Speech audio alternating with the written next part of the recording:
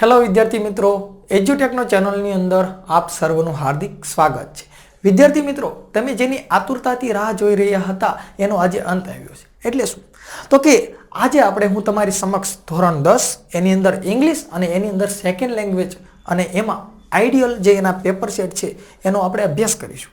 તો કે એના માટે જે તમને આજે કહેવાય છે ખાસ બાબત એ છે કે એના જે પેપર સેટ છે એટલે જે તમને એની બુક છે એ બુક તમે ઘરે બેઠા અત્યારે ઓનલાઈન મેળવી શકો છો અને એના માટે જે ઓફિશિયલ લિંક છે એ ડિસ્ક્રિપ્શનની અંદર તમને મળી રહેશે. 52મો પ્રશ્ન છે. શું કહે છે કે Kaushik lived in Assam but his parents did not like the place. They went back to their village. They felt happy there. એટલે કૌશિક છે ને એ lived એટલે રહેતો હતો આસામની અંદર, પણ એના જે માતા પિતા છે એને did not like ગમતું નહોતું પ્લેસ એ જગ્યા એ સ્થળ. They went back to એટલે પાછા જવા ઈચ્છતા હતા. went એટલે ગયા, went એટલે ગયા, back to એટલે પાછા ક્યાં કરે એમના ગામની અંદર, અને તે ફેલ્ડ એમને અનુભવ્યું હેપી ત્યારે અહીંયા ગામમાં જ્યાં ખુશ થઈ ગયા. ઓલા કણ આસામમાં રહેતા ત્યાં મજા ન હોય. તો આ વાક્યમાં શું કરવાનું કહે છે એ પાછું જોવું પડશે. તો સૂચના શું આપીશ? Begin like this. હવે બિગિન લાઈક ધીસ નો અર્થ શું થાય? મેં તમને હમણાં કીધું કે આ પ્રમાણે શરૂઆત કરો, અને આ સૂચના આપી છે એને જો શું કહે છે. તો આમાં ઘણા બધું વસ્તુ હોઈ શકે છે. મેં હમણાં જ કીધું એક્ટિવ પેસિવ હોઈ શકે, એક વચન, બહુવચન, ઘણું બધું હોય.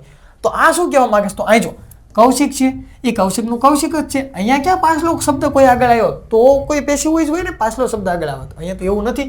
કૌશિકનું કૌશિક છે અને અહીંયા જો લીવ્ડ આપેલું છે એટલે કે આ ભૂતકાળ છે. તો અહીંયા તમને શું આપી દીધું? લીવ્સ આપ્યું એટલે વર્તમાન છે. આ ભૂતકાળ છે, આ વર્તમાન છે. તો આટલા ઉપરથી તમે શું સમજ્યા કે ભૂતકાળ છે ને તમારે વર્તમાનમાં લઈ જવાનું, બસ વાત પૂરી. આટલું સમજી ગયા તો બધું આવડી જાય. તો હવે શું કરશું? તો આખા વાક્યને આપણે આ રીતે જ કરશું. તો જો કૌશિક છે એ કૌશિકનું કૌશિક, અહીંયા ભૂતકાળ હતું એને વર્તમાનમાં લઈ જાવ તો લીવ્સ. તો જો એટલું તો આપ્યું જ છે. પછી ઇન એટલે ઇનનું તો ઇન જ રહે. પછી આસામ તો કે આસામનું આસામ. કાળ બદલવાનો છે, કાળ બદલાય છે. બીજું શું કહે છે?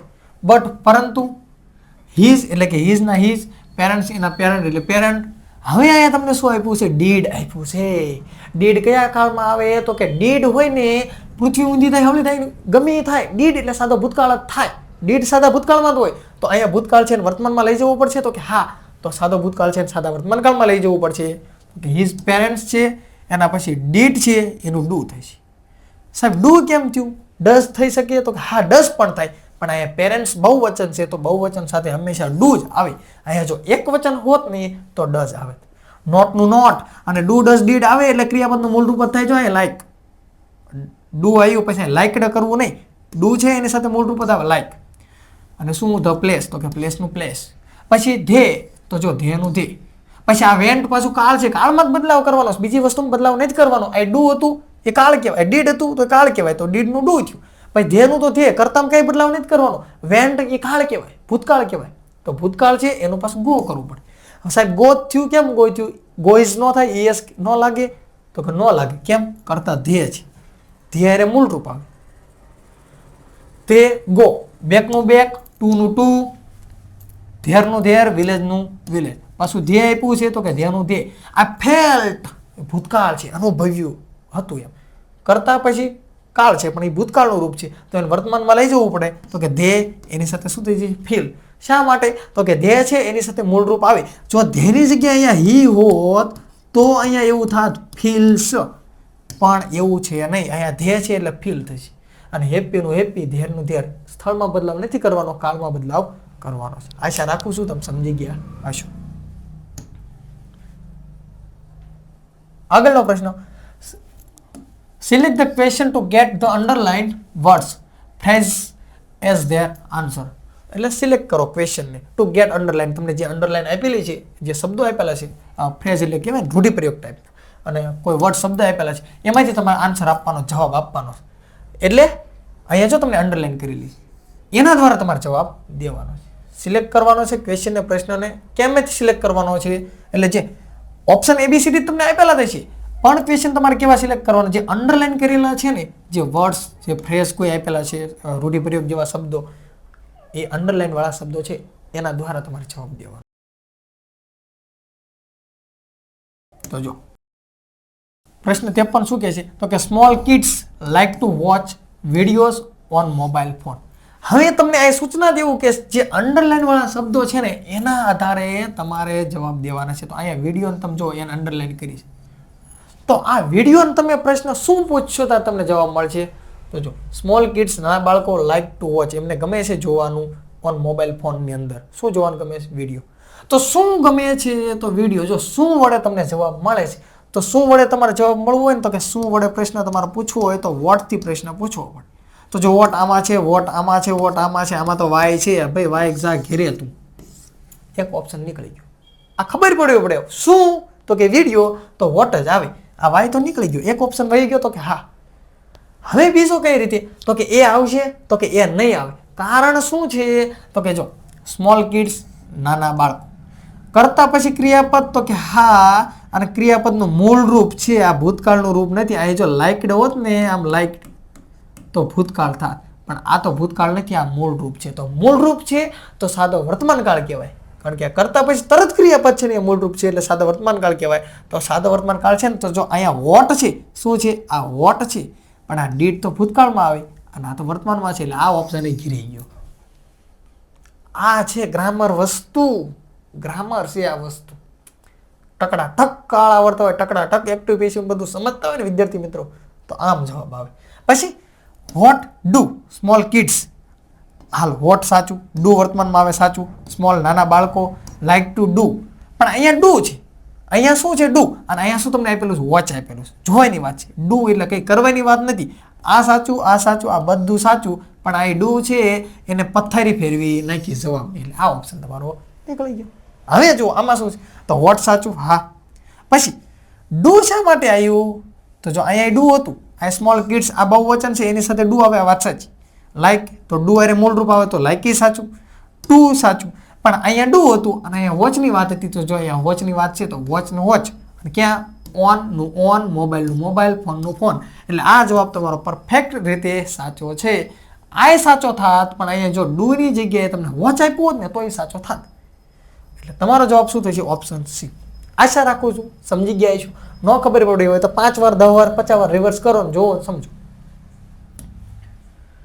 ત્યાર પછી પ્રશ્ન 54 છે, Arjun killed Karna at the time of sunset. હવે જો અર્જુન મારે છે, અર્જુન મરતો નથી, મારે છે. કોને? તો કે કર્ણને. કોને મારે છે? કર્ણને. કર્ણને મારે છે તો કોને વડે પ્રશ્ન પૂછવો હોય ને તો આ હોમ આવે, હોમ આવે, હોમ આવે, આ હોમ આવે. હા, આમાં તો બધી આપ્યું છે, હોમ વોટ બોટ કંઈ આપ્યું નહીં, એકાદો ઓપ્શન નીકળી જાય. તો આપણે કઈ રીતે સોલ્યુશન કરશું? તો જો સમજીએ પહેલા આ વાક્ય જોઈએ તો આ કરતા અને આ તરત ક્રિયાપદ છે તો કે હા, અને આ ભૂતકાળનું રૂપ છે તો હા ભૂતકાળ છે. વાક્ય કેવું છે? ભૂતકાળમાં છે. તો હવે કરતા પછી તરત ક્રિયાપદ એટલે સાદા ભૂતકાળનું વાક્ય છે, પૂર્ણ ભૂતકાળનું વાક્ય નથી. અહીંયા તમને શું આપ્યું છે? હેડ આપ્યું છે. તો હેડ તો પૂર્ણ ભૂતકાળમાં આવે એટલે હાલો આ ભાઈ તમે ઘરે વયા જાઓ. એ ભાઈ ઓપ્શન એ, તમે ઘરે વયા જાઓ. શા માટે? હેડ છે ને એટલે. અને અહીંયા તો કરતા પછી તરત ક્રિયાપદ છે એટલે આ સાદો ભૂતકાળ છે ને પૂર્ણ ભૂતકાળ છે એટલે એ આવશે નહીં. પછી બીજું શું કહે છે તો કે હોમ ડીડ સાદા ભૂતકાળ. આ વાક્ય સાદા ભૂતકાળમાં છે, હા વાત સાચી. હાલો ભાઈ તમે સાચા છો, હજુ તમે સાચા છો. અર્જુનનું અર્જુન, કિલનું કિલ, હાલો આ બધું સાચું છે. ડીડ અરે મૂળ રૂપ, હાલો આ સાચું છે. પણ આ પાછું એટ ધ ટાઈમ નહીં, એ તો આપેલું નથી, એ તો છે નહીં, એટલે ભાઈ તમે આવશો નહીં. અહીંયા ટુની કોઈ જરૂર નથી, ટુ પ્રતિતરફની દિશામાં જરૂર નથી, એટલે આ ઓપ્શન નીકળી જશે, એ પણ નહીં આવે. આ ઓપ્શન કેમ આવશે તો કે જો હોમનું હોમ, સાદો ભૂતકાળ છે એટલે ડીડ આવશે. અર્જુનનું અર્જુન, ડીડ અરે ક્રિયાપદનું મૂળ રૂપ, હન. પછી આ અંડરલાઈન વાળો જવાબ છે એ તો ક્યારેય પ્રશ્ન પૂછ્યો હોય જવાબમાં ન આવે, એટલે એવું તો છે નહીં આમાં. પછી આ એટનું એટ, ધનું ધ, ટાઈમનું ટાઈમ, ઓફનું ઓફ, સનસેટનું સનસેટ. ઓપ્શન સી તમારો પરફેક્ટ આન્સર. 55મો પ્રશ્ન, it is not easy to reform the whole society. Reform એટલે સુધારવું, સુધારો કરવો. હોલ એટલે આખી સોસાયટી. એ ઇઝી નથી આખી સોસાયટી સુધારવી. હાલું આપણે એક નહીં સુધારી એકતા આખી સોસાયટી સુધરી તો શું કહેજો? આપણે સમજવું પડશે. તો જો શું ઇઝી નથી તો આખી સોસાયટીને સુધારવી. તો જો અહીંયા વોટ શુંથી પ્રશ્ન પૂછી શકીએ, શું ઇઝી નથી? આખી સોસાયટીને સુધારવી ઇઝી નથી. એટલે શુંથી પ્રશ્ન આવે તો કે વોટ, હા સોરી એક મિનિટ, વોટ આવશે, આઈ વોટ આવશે, આ તો વાય છે. આ ઓપ્શન તમારો નીકળી ગયો. કારણ કે વોટથી પ્રશ્ન પૂછવાનો છે. વાયનો તો શું અર્થ થાય? શા માટે. તો કે અહીંયા એવું તમને થોડુંક પૂછ્યું શા માટે ઈજી નથી. ભાઈ નથી ઈજી. આપણે એકને નહીં સુધારી આપણે એક બૈરું આપણે સુધરે નહીં સુધરતું. આખી સોસાયટીને કેમ સુધારવી? એટલે આ વાય તો આવે જ નહીં. હવે વાત રહી આ વોટની. આ તૈડી અત્યારે હજુ સાચા છે, પણ હવે એમાં પરફેક્ટ કયો સાચો એ જોવું પડશે. તો કે જો વોટનું વોટ અને અહીંયા જો આ શું આપેલું છે છોકરાઓ? ઈજ આપ્યું છે.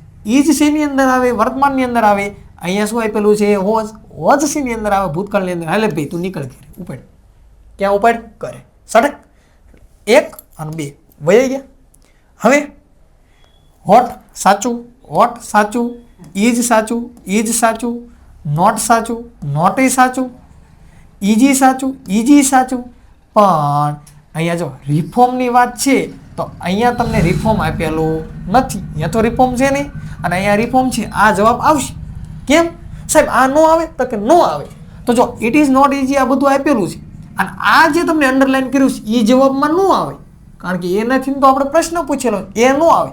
પણ આ રિફોર્મ છે એ તો આવે ને. તો કે હા એ તો આવે. તો આ પ્રશ્નની અંદર રિફોર્મ તમને આપેલું નથી એટલે આ ખોટો, આ ખોટો, આ ખોટો, આ તમારો પરફેક્ટ સાચો. સમજી ગયા?